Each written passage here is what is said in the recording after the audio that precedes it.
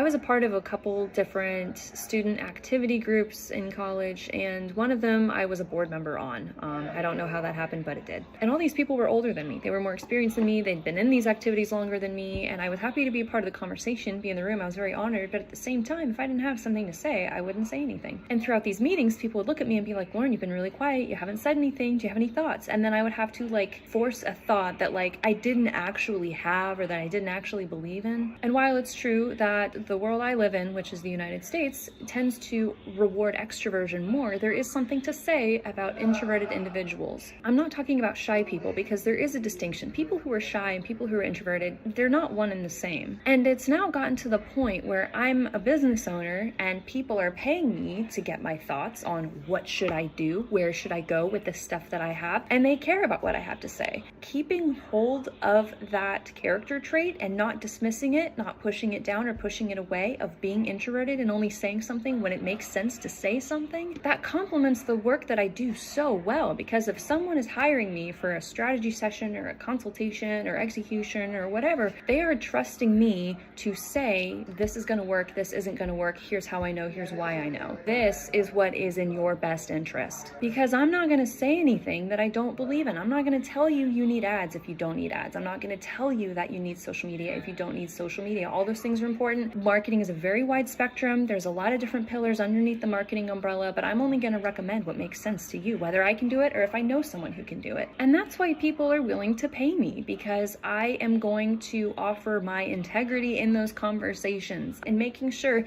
that we are making the best marketing pie that we can together with the ingredients that we have. Don't pretend to be something that you're not in order to look a certain way, in order to appeal to certain people, because you know yourself better than anyone else. And if you work a certain way and you shine a certain way and you do your best work a certain way, double down on what works and leave the rest. Leave a like or a comment down below. I know there's some of you introverts out there, and it's okay. We got to stick together. So I'm excited to meet more introverts.